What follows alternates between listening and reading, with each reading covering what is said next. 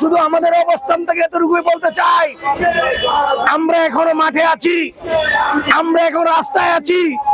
যতক্ষণ পর্যন্ত ওই ইন্টারিম সরকার এই হাদি ভাইয়ের উপর যে প্রকাশ্যে গুলি চালিয়েছে তাকে অ্যারেস্ট করতে ব্যর্থ হবে।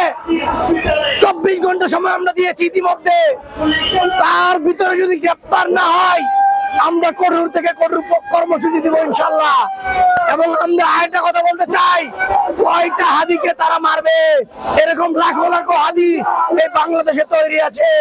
কোন হাদিকে মেরে আমাদের এই আন্দোলন সংগ্রাম কখনোই থামাতে পারবে না।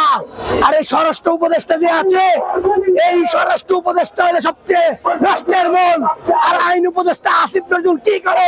এই সারা আসিফ নজরুলের কারণে আজকে প্রকাশ্যে জামিনে বেরিয়ে আসতেছে আওয়ামী লীগের দোসরেরা। যদি এই ফ্যাসিস্টরা জামিনে বের না হতো, ওদের যদি আইন অনুযায়ী ব্যবস্থা হতো, তাহলে আজকে এই অবস্থা হতো না। তবে একটা কথা বলি, আমাদের শেষ বিন্দু রক্ত দিয়ে হলেও জুলাইকে যারা বিক্রি করেছে একটাকেও ছাড়বো না। যদি কোন রাজনৈতিক দলের নেতৃবৃন্দ এই হাদি ভাইয়ের হামলার সাথে জড়িত থাকে, তাদেরকেও ছাড় দিব না ইনশাল্লাহ। জুলাই গণ অভ্যুত্থানে যে সকল ভাইয়েরা সামনের সারি থেকে নেতৃত্ব দিয়েছিল, তাদেরকে টার্গেট করছে সেই ফ্যাসিস্টের দোসররা। তার ধারাবাহিকতায় আমরা বিগত দিনগুলোতে দেখে এসেছি, আমাদের ভিপি নূর ভাইয়ের উপরেও হামলা হয়েছিল, কিন্তু প্রশাসন তার ধারাবাহিকতায় কোনো ব্যবস্থা নেয়নি।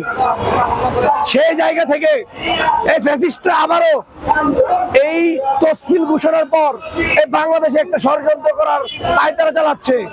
তার ধারাবাহিকতায় আমাদের রাজপথের সৈনিক হাদি ভাইয়ের উপর প্রকাশ্যে গুলি করেছে সেই দোসরেরা।